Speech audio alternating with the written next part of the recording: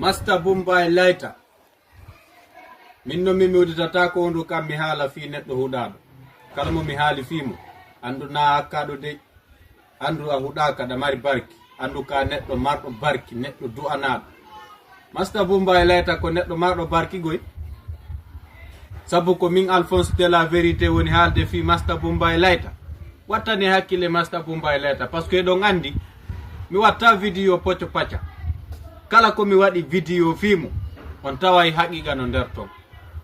Master Bombay Lighter ino do be jetti no mbaaji nangi produce gon acci Master Bombay Lighter do. Master Bombay Lighter no mari talam buri grampi, mo mari talam buri takana zayo, mo mari talam buri Saifon boy.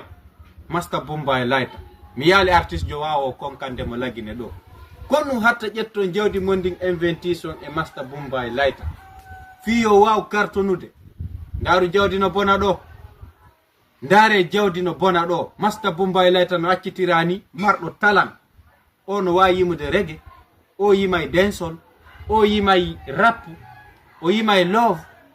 Kono artiste jo wata konkirande o. Master Bombay Lighter e King Salaman ko kambe hak, ko kambe famille goton, kambe village goton. Si taida andika King Salamonen wata lando konto ni ka Master Bombay Lighter. Wata lando kadi siko sibbe, ko sibbe hak. Master Bombay Lighter Allah wadi ber ka biredima, Allah wujanima mayonnaise ka kuntum biredima. Sifono nyamude biredi nginye ambimbi woko mayonnaise nyamata mawdo. Hey, Master Bombay Lighter ye abono don ka sen mako YouTube e ka page mako Facebook. Minno si mi haali fi go Master Bombay Lighter no mari barki. Master Bombay Lighter imo mari barki na hakkado e abone ka page mako Facebook, abono don ka YouTube mako. Si von ko Master Bombay Lighter watta ko hiyon concert ji do validata di ando ko moni haalde konko gonga.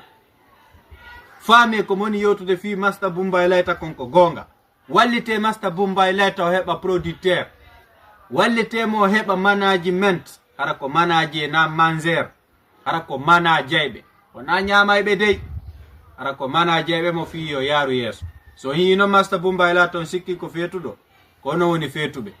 Mi andi no artiste be buy hande volibe jodi be e auto jemu mbubude rewbe ka Master Bombay Lighter rewi do wona tati on fo wino ko hakkado ko fetudo, nombaji on wino on ko fetudo kono nini fi benno jalbi ka awa Master Bombay Lighter kadi koy gollawol won na fetudo goy mo mari hakkile timude tis.